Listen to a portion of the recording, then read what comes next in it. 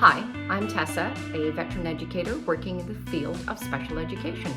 And I'm Kim, mom of 2 autistic boys and a late diagnosed autistic person myself.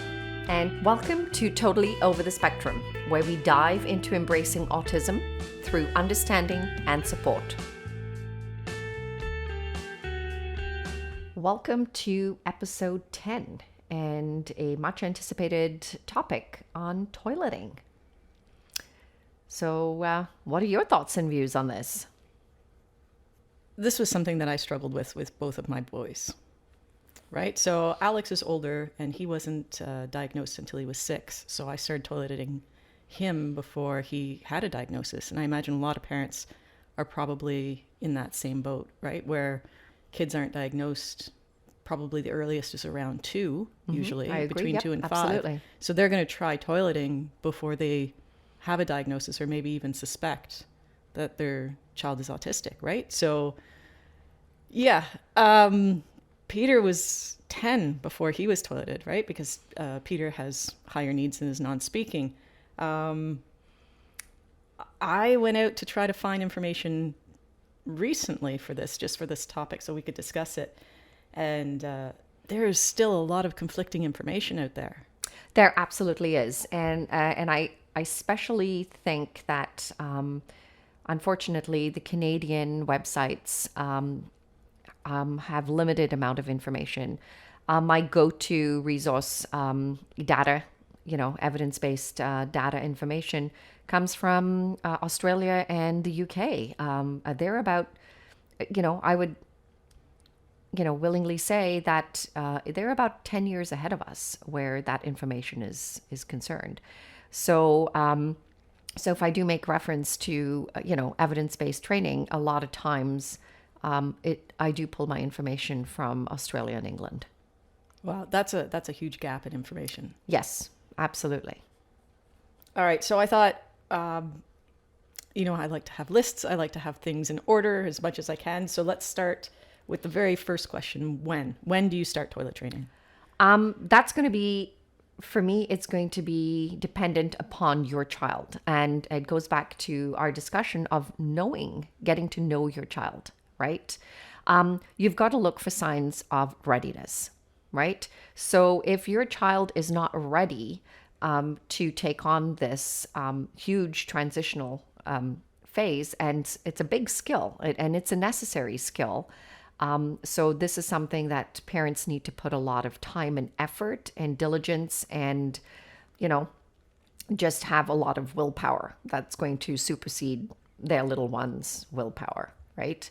To get this, because this is a domino effect, because when they go into adolescence and teenagers, you need to have this in place in order to have successful transitioning later on in life. So to me, you've got to get into toileting at a young age, if possible, and as long as the signs of readiness are there. One of the tips I can give parents to say, what signs are there of readiness is that your child lets you know that they are soiled, they're wet or soiled, and it's uncomfortable for them. So that is one of the key signs to say that your child is ready to be able to learn how to toilet using a toilet. Okay, so I found that different websites had different signs of readiness. So I have a list of these, and I kind of want to know if you think that these are necessary or not necessary. Okay. Right? All right. All right. Let's do that. Let's go back and forth, and I'll let you know, because I think our audience also needs to know that you and I did what is one of the most effective strategies is mirroring, right? So what I did in the education environment was also done at a home environment. So there was absolutely no difference, right? The same expectations, the same routines, everything, the same language, everything was the same, everything. Yeah. So that's one of the other tips that we can get into as we go back and forth in discussing this. Okay, so the first sign, and again, depending on which website you're on, some people say, yes, this is necessary, and other people say, no, it isn't. So keep that in mind while I'm asking these. Okay. So the first one was, can the child pull down his or her pants and underwear and pull up pants and underwear with little to no assistance? Well, once again, I think this also goes back to knowing your child and their ability for gross motor skills, right? Some of the larger motor skills and a little bit of the fine motor skills as well. So to me, if they're able to pull up or pull down something, great. But if they're having a difficulty putting a zipper up or a clasp, then, that requires more of the fine motor skills. That is a compromise that you can come to. It's like, okay, undo the clip for them or undo the zipper for them, but allow them to pull their pants down or pull their pants up, depending upon that. So, that is one of the signs that you can say is necessary to have successful toileting. But there are also accommodations that you can make. Instead of having clothing that have zippers and clasps, you can have elastic waists, right? So you can overcome these challenges by just accommodating their needs. So in my mind, I was like, okay, well, I understand why you would need that skill for complete independence, but could you start teaching them how to sit on a toilet and those kinds of things without having the skill of being able to dress and undress themselves to use it? Would you start then, or is it not really necessary? Absolutely. I think any point that you can start this, even just to get your child used to sitting on a toilet, because this is a huge step for them. All of a sudden now they're voiding in a place of unknown, right? So mentally they're like, they have no clear cognitive understanding of what this is all about, right? Depending upon the developmental stage. So so this could be very traumatic for them and very anxious for them. So even if it was just getting them used to sitting on the toilet and as if it was normal, right? So I say absolutely. Not necessary. Not then. necessary. Not necessary. Perfect. The next one I came across was, can the child imitate actions like sitting on the toilet, wiping, and that sort of thing? So the ability to imitate actions. I think that's a necessary step for, completing the task of independent toileting, right? So even if we're talking about a neurotypical child, they're not going to be able to effectively wipe themselves, when they soil themselves till much later on. So there is going to be some, hand over hand assistance as a parent. You're going to have to be able to do that. But to me, that is a finishing part of the skill, but not necessarily what you would want at the beginning. But being able to model something for them and have them copy or imitate that is a great way and a great strategy to help, implement toileting. Okay, so it's very helpful, but not necessary. Yeah. Okay. The next one was, can the child identify where the bathroom is located in his or her house? That's not, you take your child into a routine for a couple of times, right? Even if you're taking them there for a bath or, to brush their teeth or whatever, they, that's just becomes a very, it automatically they learn where it is, right? So, and they love routine, right? So when they're routine or, orientated, automatically they will just get up and go to the washroom. It becomes a little bit more problematic when you're out in a different environment than seeking the washroom, but that's a skill that you can teach them based on learning a symbol of what the washroom looks like. And, that's a little bit more of an advanced skill, but those, once again, that's a layered learning, right? You're scaffolding that learning. So we're talking about the basis of how to get going on toileting and then, advance those skills as they mature. Yeah, I found some of these were like, well, yes, you need that for complete independence, but not necessarily to get started. No, absolutely. The next one was, can your child follow simple instructions? Once again, you can break down those instructions based on your child's cognitive ability, right? So instructions are required, but those instructions doesn't have to be written. It could be visual and it could be, modeled to them. In fact, that's one of the strategies I do recommend for parents to use is modeling it, right? Modeling this type of behavior of going to the washroom, right? And I get that some parents are uncomfortable with this because based on their own personal values and beliefs or cultural beliefs or religious beliefs. But modeling for your child is really, really effective because it shows them that this is nothing to be anxious about. This is a normal, healthy, aspect of life, and they're more apt to pick up on doing that if they see you do it on a regular basis. The next one was, can your child recognize when they need to go or when they have gone in their diaper? So you sort of touched on that. Yeah, so that's readiness, right? So I think that is for, taking that next step for, moving towards independence. Yeah, they have to be able to recognize that their underwear is wet or their underwear is soiled. And depending upon, when they're a lot younger and they're in pull-ups and diapers, it's a little bit more difficult because we've advanced so much in that area. That technology is where the moisture is trapped and taken away to keep the child comfortable and, eliminate diaper rash and all of that. So it makes it a little bit more difficult to toilet. So my one recommendation is go out there and buy either reusable diapers, which are cloth, which makes toileting a lot more effective because the wetness and the soiledness is felt, quite, and makes them very uncomfortable very quickly. So that will promote the need to go to the washroom or the need to change. And also it's building on another skill of removing our clothes and putting new clothes on. So that they all tie in together. Right. I have heard the tip as well to wear actual underpants and then put the diaper over top, because I know people don't like cloth diapers because it makes a mess everywhere, right? But you can get those over pants that you put on that are like plastic. Yeah, they right? are plastic, yeah. Right. Or you can wear underwear inside your diaper to get them used to the feeling of underwear, and it still holds the moisture and everything, but the diaper prevents it from going everywhere. Yeah. Like as a transitional stage. For a younger child, yes, absolutely. It's a great transitional tool to use, yeah.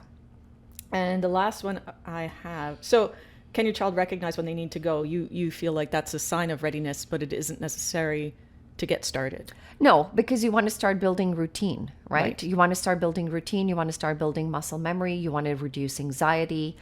You want to create a sense of normality for them. And this is just going to be in small increments.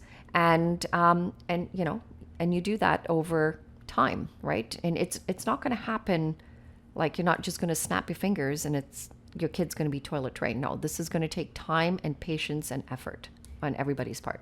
The last one I had was, can the child sit on a toilet with a potty training seat or sit on a transitional potty without resistance? Whether you're neurotypical or neurodivergent, there is going to be, pushback. First of all, now I'm going to be taken maybe away from a preferred activity, and I'm going to have to be put on this strange looking, seating arrangement over here. And so you're going to get a little bit of pushback, but it doesn't have to be long at first. Like if you're introducing the toilet, you're just wanting them to go and sit on it. So sit on it with your pull-up on, right? Break it down to do a task analysis on the situation and break the task down to its most simplest component. You want to have your child learn to sit on the toilet. Does it matter what they're wearing if they sit on the toilet? As long as you're accomplishing the fact that they're sitting on the toilet.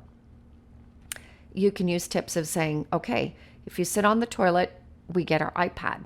Use their preferred item, in order to engage them while sitting on the toilet, right? And then you build up the length of time for sitting on that toilet, right?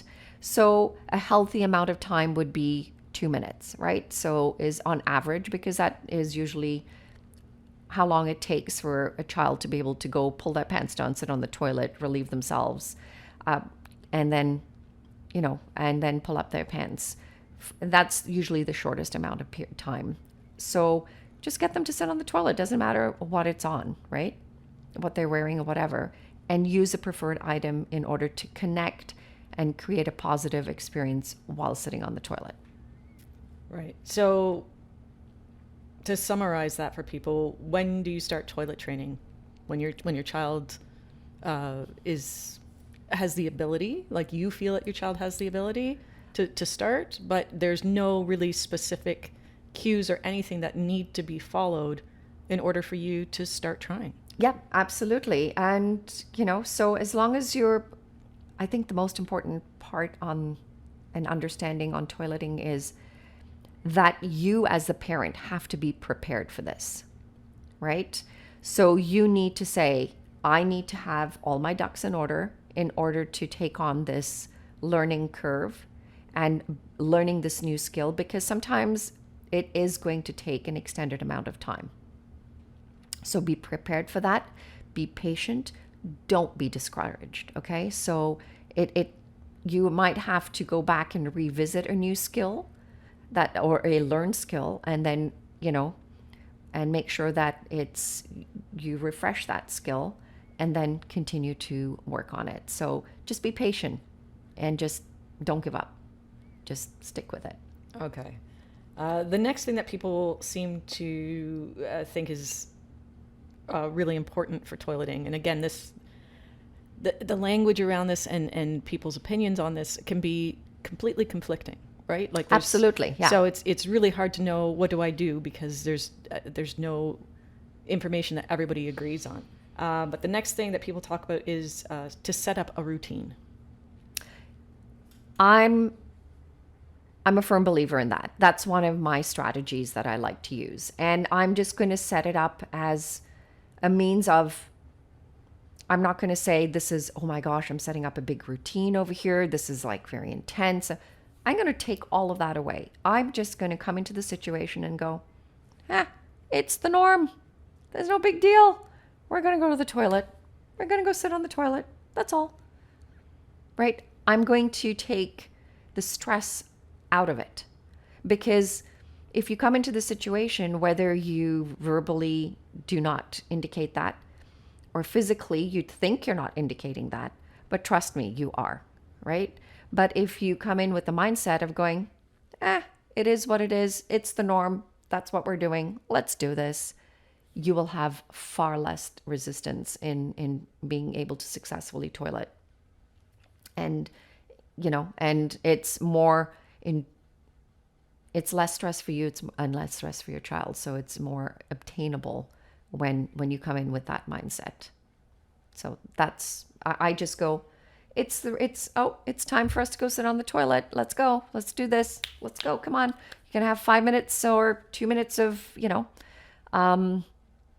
time on the toilet, and, that's great. And it's a lot of information. There's a lot of strategies that you can use. There's a lot of layering of learning over here. But if you make just going to the toilet, visiting the toilet, removing the anxiety of going into a smaller space, sitting on a foreign object, it takes time. But do it in a very nonchalant manner. Don't do it as in it, Yeah, it doesn't need to be rigid. It does not. Keep your own anxiety down, because everybody feels it, right? Like, your kids are picking up on that, even if you think they're not. Yeah, absolutely. So, yeah. And you're going to also start with a lot of verbal, cues, reinforcement and positive, right? You're going to give them very direct verbal rewards, right? You're going to say, yay, you did a great job, and you're also going to pair that with gesturing, because you want to fade that over time as they start to establish those skills. You don't want to continue reinforcing that, because you want to use that learned skill as the basis for the next. So, go, yay, you're doing a great job. And then as they've become more accustomed to this and it's becoming a mastered skill, you're like, right? So that you're Well, able people to. can't see what you're doing on a podcast. Okay, so but you're giving the thumbs up as well as verbally saying, yeah, you did a great job. yeah, And then you're removing the verbal. the verbal and just giving the thumbs up. Yeah, absolutely. And that can be, that's a transferable skill to anything that they learn, right? And they're pairing that from the verbal to the nonverbal. And, and it's a situation where you have to keep your voice down, right? Or if you're in a library or place where, you're required to have a lower tone, like you can't go in there going, yay, and thumbs up. So next time you go in and give them the thumbs up, and it's like nonchalant. It's like, you got it. Let's go. Let's do this. It's normal every day. So that's usually the approach I take on it. So, when you're setting up a routine, would you set up well, we talked a little bit, but set up a visual routine, or would you make charts, like should the parents be making charts? Well, this also comes back down and it's case dependent, right?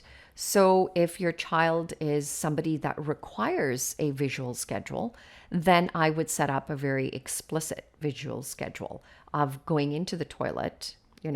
This is what I do. I put the toilet seat down, right? Because I start to layer my learning in a way that this skill can be transferred into an environment, like such as a mall or, any other external environment that is not our home. So I would go, when you go into a public washroom, the toilet seats are not always down. So I start implementing that straight away. I get them to make sure that the toilet seat is down, or even if it is down, put it up and then put it back down again, right? So I start the foundational learning straight away that way. So so I'm not introducing a new skill and have them regress a little bit so I just start right from scratch that way, like implement it as if I'm going to be toileting outdoors as well. And then just go, okay, let's put the seat down, have the visual schedule for that. Pull my pants down, pull my underwear down. People forget they just pull pants down. So when you're looking at a child that is very black and white thinker, well, you told me to pull my pants down, which I did. But you didn't say pull my underwear down. Yeah. Oh, yeah. I'm familiar with that kind so of. So you need to be explicit Yes. in your instructions. So pull my pants down, pull my underwear down, sit on the toilet, go to the toilet, right? Wipe, right? And teach them to wipe right from the word go, whether they are using the toilet to urinate or defecate. It doesn't matter. Teach them to do that right from. It's a normal, like it's up. This is what we do every time we go to the toilet, right? Because it helps reinforce that skill. And then when you need to introduce the fine motor skill, it's there already. The basis of that skill is already there. Then you get up, you pull your underwear up, you pull your pants up, right? You flush the toilet, you wash your hand, and you go to the sink, you rinse your hands, you put soap on your hands, you lather your hands, you rinse your hands off, you shut the tap off, you dry your hands, and you exit. So people are going to go, oh my God, that's a lot. At the beginning, yes. Then you can, as they start to master these skills, you can start to condense that visual schedule down to just a few pecks of go, pull your clothing down, go to the toilet, pull your clothing up, flush, wash hands, and leave, right? So you don't have to have those explicit instructions. You can start to condense it as they get better at it and they have a better understanding.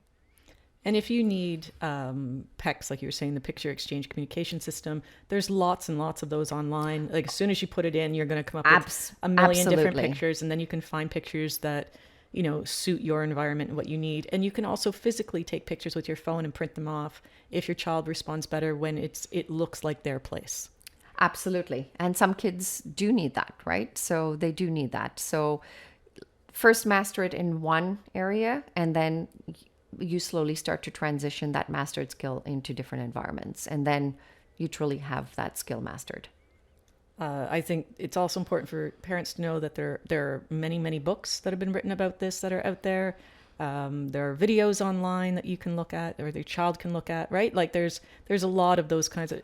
As soon as you type it in, you're going to be bombarded with those very specific things. And I think, the other aspect is if you can also do a social story on them, right? So you can, if your kid likes to sit in your lap and have a book read to them, use that time to have a social story, read it to them, have explicit language, positive language, that when you do have a social story, you write it out in a way that they're able to, it's positive learning for them, right? And modeling. I'm a huge advocate for modeling skills, because they can see it, they can understand it, they can, and not just model by actions, use your words too, because then you're phasing what needs to be learned, right? From just, and reinforcing both the verbal skills and, the physical skills over there. So I think an important part of that is to recognize too that if you're a woman and you're toilet training your son, right? They're like, oh, well, I don't have those bits. I don't have those parts. So how do I model? Boys don't actually need to stand to pee. There's like no medical reason at all for boys to stand up to pee. To pee. And I knew my boys were going to be very tall as well. So I trained my boys to sit because first of all, aiming is hard. There's always splashback. There's just more mess when you stand. Yep. And your body is more relaxed when you sit. So it might actually be easier to go pee if you're sitting down. Yeah, absolutely. That's a great tip. I would certainly encourage that. It makes it easier for a parent teaching a little boy to do that. And it just, reduces, as you said, a lot of the mess and the splashbacks and everything. But, once again, that's, if you choose not to, then definitely, this is an opportunity where, a dad can come into the picture and take over some aspects of modeling that type of skill.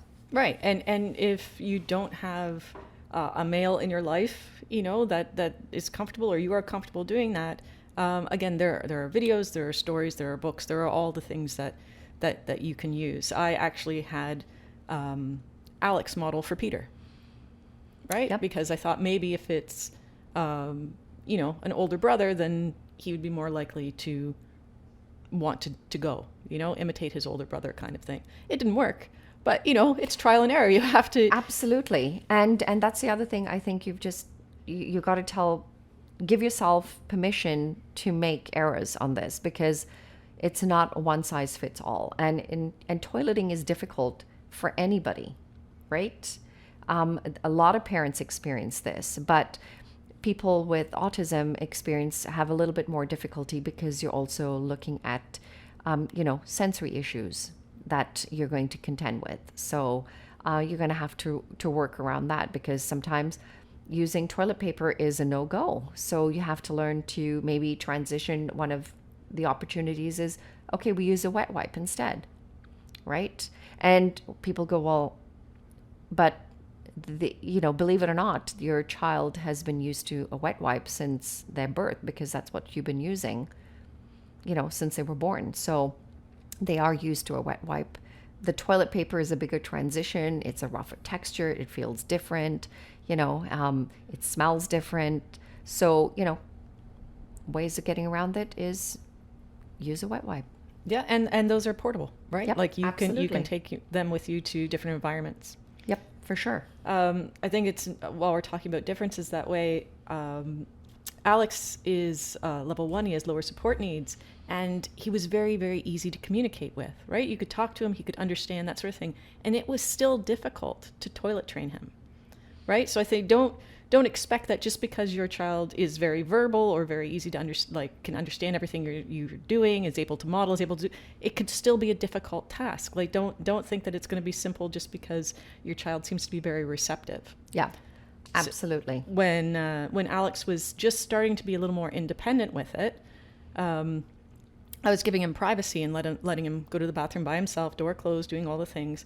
And he was in there for a really long time, right? So I was like, And he's slow to begin with, so he always needed a little bit of extra time yeah. to do things. So that's fine. Give him that room. So I knock on the door. I'm like, hey, are you okay? And he says, yes. I said, well, can I come in? He said, yes. And I go in, and he's standing there, and he's looking in the toilet. And he had peed in the toilet, and he had pooped on the floor a little ways away from the toilet. So it wasn't like he stood and peed in the toilet and oops, pooped on the floor kind of thing. Like those were two separate events. And I'm standing there for a minute, trying to CSI like how this is possible and how this occurred, right? And I know. And so I looked at him and I said, Alex, why is the pee in the toilet and the poop on the floor? And without missing a beat, he looked at me and he said, they're not friends.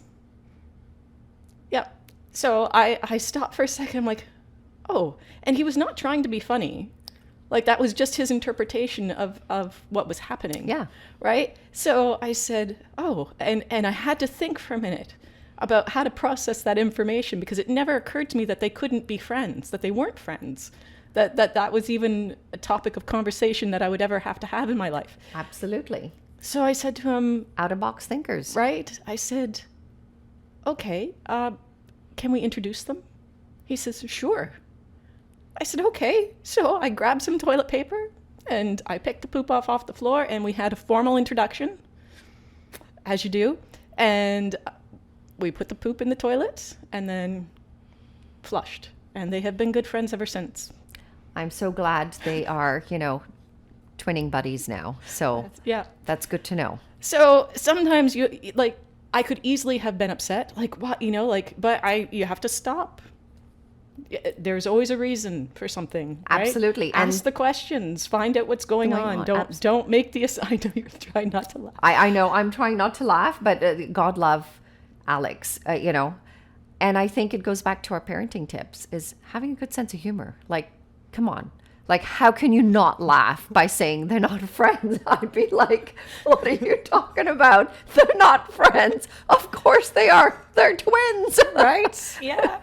So they're not identical, but they are twins. So yeah. So you might have to be doing some introductions, like just keep an open mind. It's different for everyone, but you never know what's going to happen, but, roll with it. Yeah, absolutely. And, and just be patient.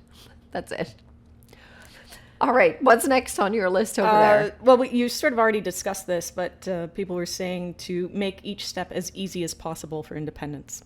So you've already said that. You break it down into its smallest components that your child requires to be able to follow the instructions and make it explicit, right? Like this is not an intuitive process. They're not going to just know. They're not going to just understand. Yeah. So make it as simple, as clear as possible. Yeah, keep the language. Don't give them keep the language to 1 or 2 words, right? If possible. And, and just go pee, go poo. That's really what you need. You don't need to make it a big deal. And you've got to, it's every day. It's like no big deal. Like when we start to emphasize the deal on it, that's what makes it a big deal. Right. And then it becomes something of concern. Yes.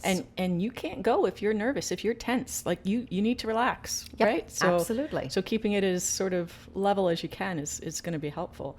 I think the other part of this is accessibility. Right? So if it is difficult for them to sit on the toilet, you get one of those little potty rings that fit in the toilet, or I think you can even get toilet seats that have 2 seats, 1 seat for adults and one seat for kids. Absolutely. People have also talked about, having a little stool so their feet are not dangling, like they have something to actually brace their feet on. Yep. Having a stool so they can reach the sink independently, right? And I wondered what your thoughts were on having a separate potty or teaching them immediately to sit on the toilet. Well, I'm one for, trying to eliminate, additional learning steps, right? So, this is a big learning curve to learn these new skills. So if possible, I would just go straight to the toilet because introducing a toilet a little toilet that sits on the floor independent can be, they can, there's a comfort zone, there's that, that they create with it, and then they start to associate using just that small toilet to toilet, right? And I don't need that. If why am I going in there when this is what you've asked me to learn to do it? So for me, I'm going, well, it's like, using baby talk and then having to reteach your child English or the correct language later on. So I eliminate baby talk. I just go straight to the. I think that's an important thing to talk about as well. Like, if we're talking about body parts? Yep. I have a science background, so I immediately started off with, no, I'm not doing that. That's your penis. That's what that's called. That is always going to be an appropriate term. Yes. So let's just start there. Absolutely. So, and it's less confusing for them, right? So my preference would be just going straight to the toilet and accommodating their needs by putting in a little stool, a little, insert, a seat insert, to provide them, to have them feel like they're safe. They're not going to slip in. They're not going to fall in. And they can be padded and whatever's comfortable for your child. Absolutely. And, and make it something that is connected with something positive. So, use it as an opportunity to, give them their preferred item, but don't give it, but also be able to phase that out as they start to master those skills. Right. And even small things like having a really fun soap dispenser, right, can be another form of sort of positive reinforcement. Once you've used the toilet, you get to go, especially if they like to play in the water. Yes. Right? It's like, well, then you get to wash your hands. Then you get to use this, fun soap dispenser with cartoon characters, or whatever it happens to be that they might enjoy, but also make sure that it's easy enough for them to use. Yeah. Right? There's a lot of information to give here, right? There's a lot of moving parts on this, and it's so child specific, right? So, and I think what we need to let our audience know that they can always reach out to us through our website, and if they have specific questions, and we're able to assist them by breaking that task down into what is ideally teachable for their child, and give them the tools and the support necessary to deal with that on a one-to-one basis. We have our Facebook discussion group, which is Totally Over the Spectrum Autism Discussion Group, that they can post questions on. And we are not medical professionals. Absolutely not. Right? So we are parents with a lot of experience on both sides. Right. And you can also talk to your family doctor if you think there's something medical going on. Occupational therapists can help with this, right? So there are other avenues to take. Our discussion group is for anyone to come on and talk and maybe just give suggestions that you haven't thought of or you haven't tried yet. Yeah, absolutely. Or have, offer suggestions that you have tried that we haven't discussed. And, that's going to help, other parents and other people to be able to accomplish this huge task. Yeah, absolutely. The discussion group is for everyone to get on and talk about things that they'd like to talk about. Okay. All right. What other hit lists have you got there? Well, we just sort of touched on that. Sensory issues. Okay. Right? So I know that it can be helpful when toileting if your child can know if they have a full diaper or they feel discomfort and that sort of thing. Some kids might like it, right? It's warm, it's heavy, those kinds of feelings. Yep. And other kids might not notice at all. Yeah. So not noticing it all I would definitely, circle back to a medical profession in regards to that, because, there might be issues that they are unable to control, a bladder issue or a bowel issue. So you need to eliminate any of the medical reasons and why toileting is not obtainable. And then start experimenting with what things make them uncomfortable if they are wet or soiled, right? So, once again, parenting tip, get to know your child, right? Get to know them really, really well. And, what areas that are going to place them into a situation of discomfort that's going to have them, want and need to change their situation and their environment to feel more comfortable. Right. One tip that I did come across that I thought was interesting, because I'd never heard of it, was that if if your child really likes to wear a diaper and they become dysregulated as soon as you take that diaper off, people were cutting a small hole in the diaper before they put it on their child, right? So that they could void through that hole, and then slowly over time making that hole bigger until we're removing the diaper altogether. I don't know if that's an effective strategy. I'd never heard of it before. I can see you're twitching like you're not sure. I'm not sure that you like this. Yeah, I'm not a big advocate of that. You know, it's you can certainly, there are better strategies than cutting holes in it. Yeah. So if you're going to now work on having a diaper removed, so you do a task analysis, right, on the situation, or not a task analysis, you know what the task is, but you do a situation where you go, yeah, I'm going to start wanting to remove the diaper so I can start effectively toileting. I'm going to start with, my goal right now is to have that diaper gone. So every day I'm going to take the diaper off several times a day for a short period of time, 30 seconds, gone. Right, and increase their And ability, increase the resistance. the resistance and the durability of that time. So, you know, it's in small increments, and then you pair it with a positive reinforcement of giving them their preferred item. Diaper gone, preferred item there. Diaper on, preferred item gone. So they will soon, like, this will take you maybe 3 or 4 times, where if you're doing this several times a day, they're like, whip that diaper off because I want my preferred item. And you're like, okay, great. So now you leave it for a little bit more extended period of time, right? So, and then once you've obtained the diaper being removed completely, then you phase it back with, what's the next step? Oh, we're going to introduce underwear. So we're going to put the underwear for 30 seconds on, and we're going to give you your preferred item. And then you're going to rebuild that regime again. Right. So I think what's really important here for parents to remember is that there are a lot, like you said, there's a lot of moving parts. There's a lot of steps to this. You only have to master one of them at a time. One at a time. The foundation, the mastery of one is the foundation of the next.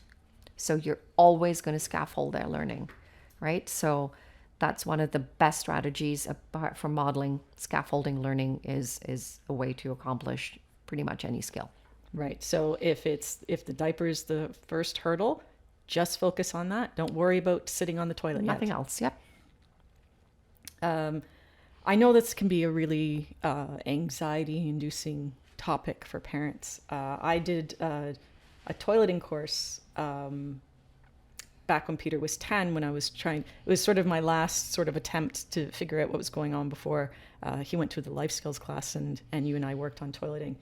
And so I was at this toileting course, and it was well put together. There was like a dozen people there, and it was a free course offered by, I forget who it was now, but if you look out there, there could be free toileting courses out there. Yeah, a lot of region health. Yeah, that's, region I think it was appeal region. Health would do that. Halton region would do that. So each region does offer these type of workshops. So it was run by 2 women, and they were really pleasant. They had a lot of information, but none of the information that they were giving, like I could tell right out the gate, and it was like a 3-hour course, that I'd already read it all. I'd already been on the internet. So nothing was, they provided a lot of information, but none of it was specific to the people there. Like that was my real big issue with the toiling course, was that people were asking specific questions related to their kids, and they were giving them generic answers, right? And I was like, I feel like you're not really listening. Like you're just sort of throwing things out there, like, oh, try this, but you're not really taking in. And maybe they're not allowed to. I don't know what the rules are. But there was a woman sitting next to me, and she was very soft spoken, and English was not her first language, so I don't know if she was a little bit intimidated to speak up. And she was saying to them that her son could use the toilet. Like he'd already mastered using the toilet, but he would only use it if he had his iPad. And she wanted to have him go to the toilet without the iPad.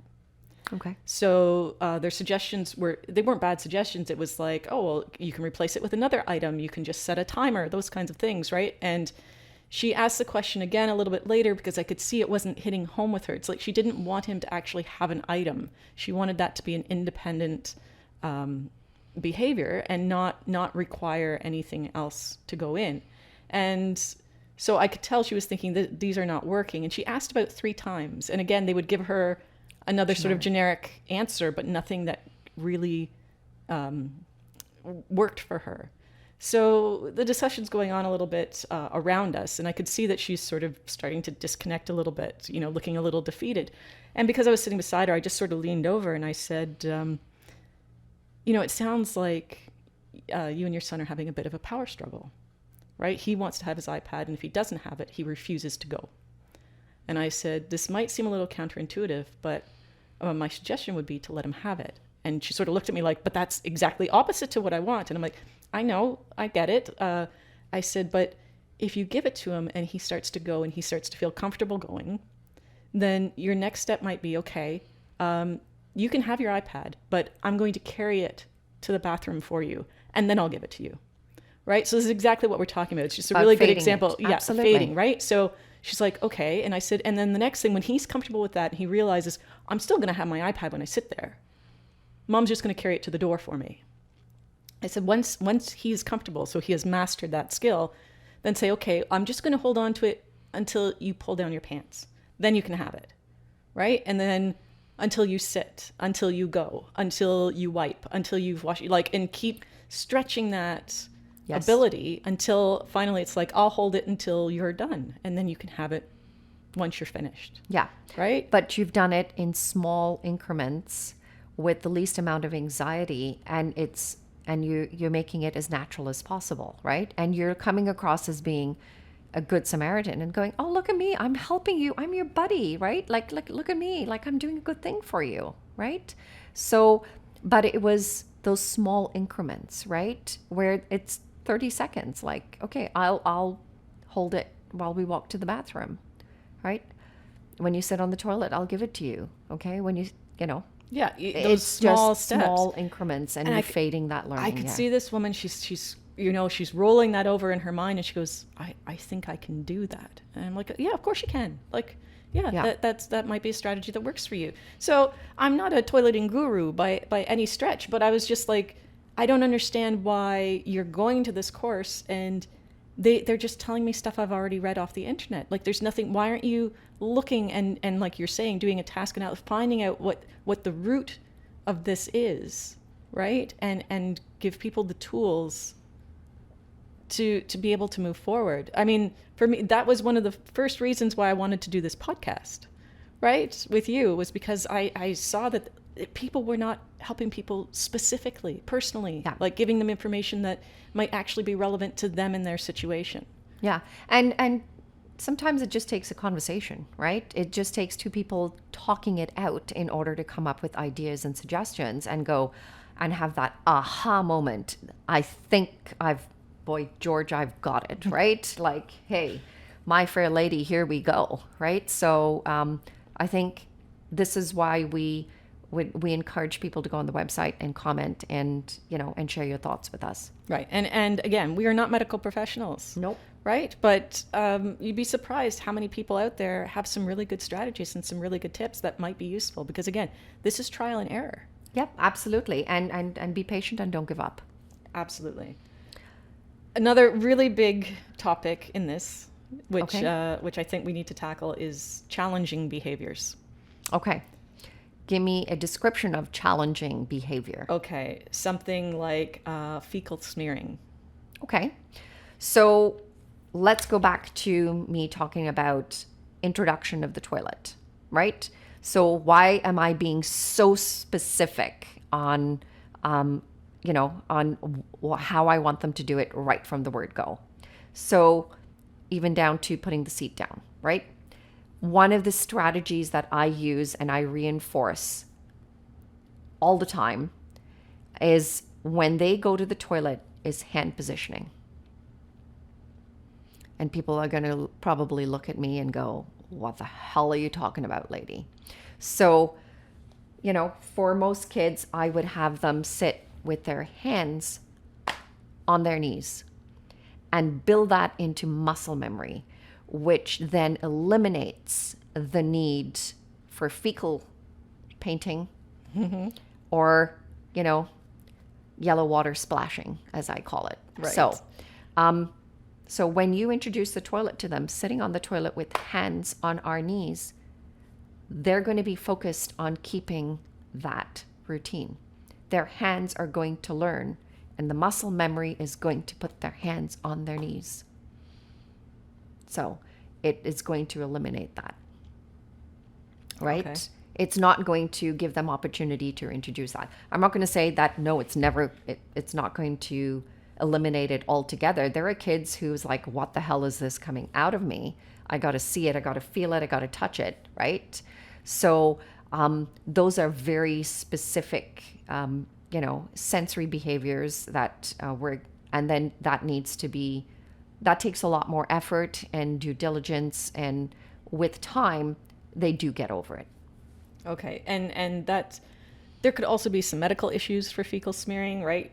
Constipation, diarrhea, abdominal pain might lead them to want to explore what's going on. Yeah, like you said, some kids know that they like the feel of it, right? Yeah. It like the sensory experience of it. They might like exploring the smell.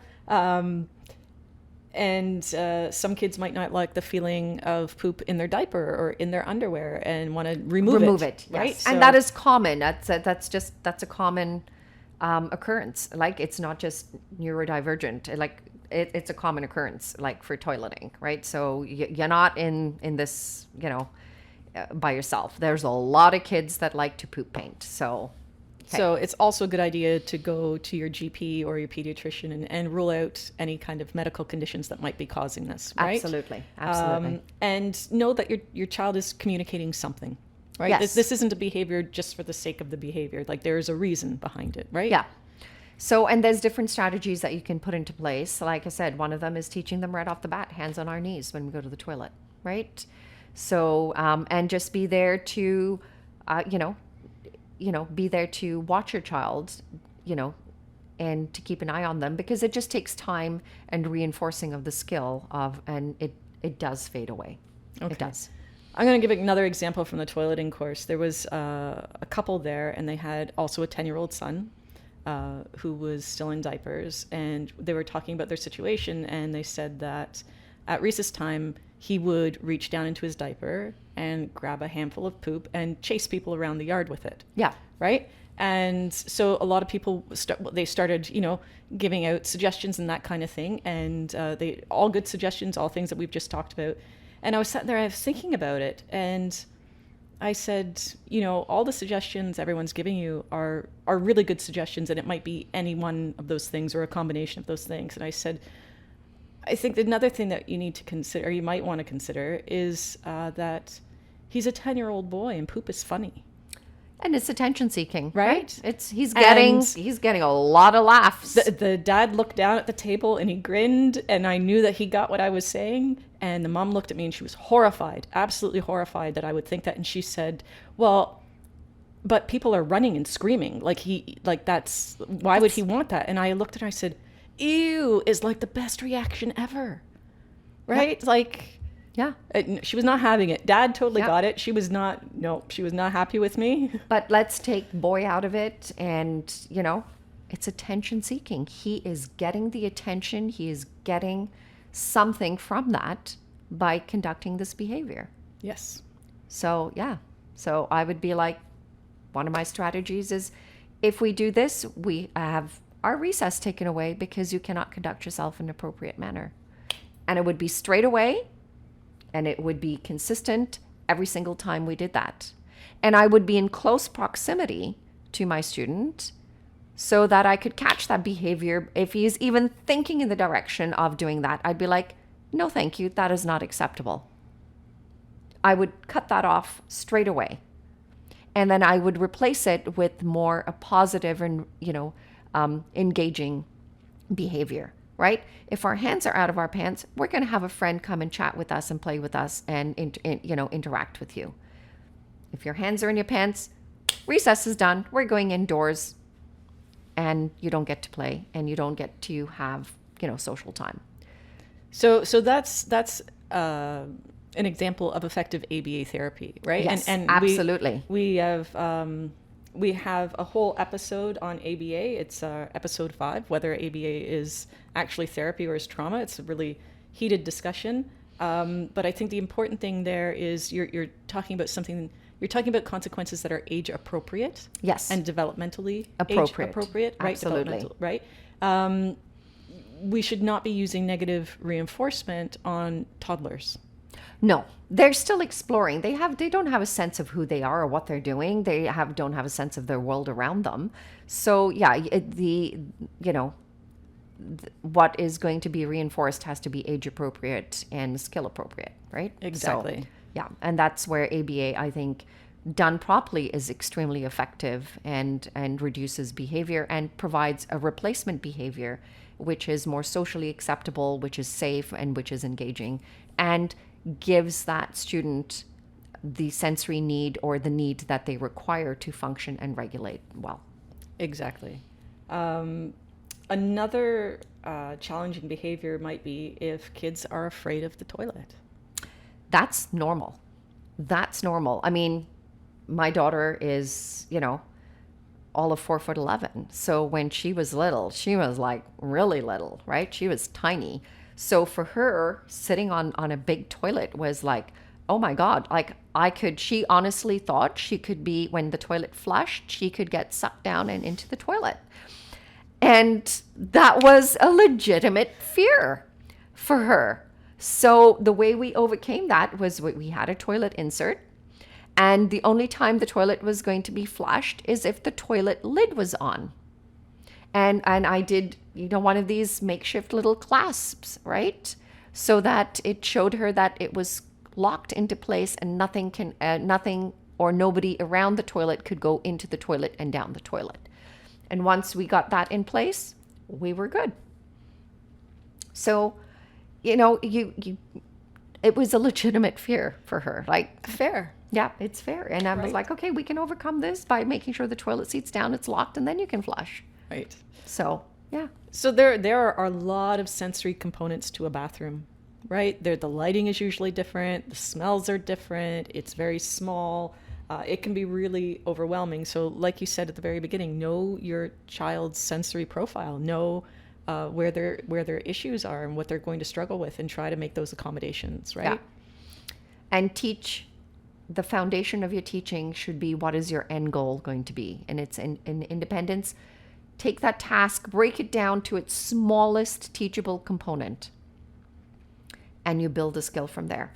But at first, ask your kid if they're old enough to do so, and you're not introducing it to an infant or a toddler, not an infant, but a toddler, then you ask them, like, show me how to go to the toilet. And you might actually be surprised at how much they know by just having watched you, or if they've had the opportunity to watch you. Even, as a parent, when you've got two kids, and you need to go to the bathroom, like, hey, they're coming with you, right? And you may not know this, but they're observing you. And guess what you're doing?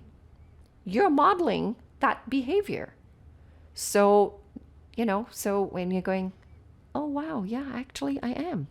So you'd be surprised to what a 2-year-old could do. Because if you see, 2 and 3-year-olds that have, a baby brother or a baby sister, and you give them a doll, they automatically pick it up and they do what mom does.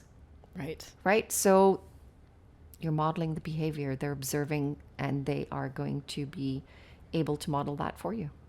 And remember too that if they're completely dysregulated about using the toilet, please rule out anything medical, right? If they're constipated and that it's painful to poop, they're going to have that negative association with the toilet. So please, don't think that it's just a behavior. It could actually be a medical issue. Yeah. So rule that out. Yeah, and that goes back to a parenting tip of get to know your kid. Absolutely. Yeah. All right. How do you stay positive if your child seems like they've mastered something and then they start to regress? Well, let's look at it this way. So this is where fading of a reward system is crucial, right? So at first, it's going to be a lot of praise, a lot of rewards, and then you're slowly going to fade that. And it gets to the point where they're not getting that reinforcement that they've enjoyed, and and sometimes it just takes a step back in order to take two steps forward, right? So they might just be like, okay, I got all of this attention, I got all of this, and now I'm not getting it as much. And sometimes it just goes back to going, hey, great job, you're doing good, like keep it going. And it goes back to parenting tip of praising, right? So it just, you gotta, just because they've mastered something doesn't mean that they don't need to hear you say, hey, I'm so proud of you that you're still doing this, right? This is amazing. And you fade that over time, right? And fading that over time is also going to give them the maturity of understanding that, yeah, I really don't need to be praised to go to the toilet. Like, that's not a big deal. Right. Yeah. So, right. Episode 9, our last episode, we talked about our top 10 parenting tips. Yes. So people would like to check that out. I think it's also important for people to know if you are getting burnt out, if this is taking a really long time, is taking a toll on you. I took breaks. I said, okay, the strategies I'm using right now are not working, and I'm not sure what the next step is, and I'm just going to take some time out of not doing anything and try again later. I did not try to toilet Peter, consistently every day for 10 years, right? Like that's not what happens. that's not sustainable. No, it's not. And it really is counterproductive, because now it's going to start to deteriorate the relationship and trust that you have with each other, right? And Peter has in you. So yeah, if it's not working and you're seeing extreme amounts of behavior and you're seeing, a lot of resistance and stuff, dial it back, right? Because you're pushing them way beyond their comfort zones, right? So dial it back. This is a slow, steady process. This is a skill that you want them to learn and master for life. So yes, if it takes you a little bit longer, it's okay. You're also dealing, like we've spoken, with the diagnosis and everything. Their processing time is slower. Their maturity time is slower. So therefore, their learning and accomplishments of skills is going to be slower and take longer. So be patient. Absolutely. I think it's also important to know that a lot of parents are panicked because they're like, oh, my child's going to be starting school and they need to be toilet trained before they go. Technically, they don't. No. Is it ideal? Sure, it's ideal. But it is not necessary. They can still start school in diapers. Yes, absolutely. It is, and it is part of the accommodations that are built into the IEPs. So, which we're going to be discussing in a couple of episodes. We're going to talk in details about an IEP and how to get the most of it. But it is part of their education and part of their programming. So don't be afraid of sending your child with pull-ups, but be prepared that to make sure that the school is equipped to have everything that they need in order to keep your child comfortable and happy when they're in that environment. Absolutely. And remember to take care of yourself, right? Like this can be really stressful, and, reach out to family, to friends. You can reach out to us, like we said, on our website and on our Facebook group, and, take your time. Yep, absolutely. It's a big skill, takes time, and just be kind and patient along the way. Absolutely. And is that your top tips? That's the end of my list of things that I found. Okay. So one of the most important aspects of toileting that I wanted to discuss is, and the reason why I think it's an important skill to learn is because, believe it or not, your kid is going to go into adolescence and teenagehood, and everything that comes with that sense of maturity, right? So it is important to get that skill mastered, because especially for girls, when they mature, you're going to have to now look at menstrual cycles, which is when you have toileting implemented and hygiene implemented, it's going to make that transition a lot more effective and easier for you to handle, and boys as well, and learning all of that. Which we're going to be discussing in our next episode. We're talking about sexuality, gender, and all the wonderful dynamic hair pulling events that occur with teenagers. Absolutely. So we look forward to seeing you to the next episode. We'll see you then. Thanks for tuning in. If you know someone who might find this episode helpful, feel free to share. Also, check out our website and socials linked in the description.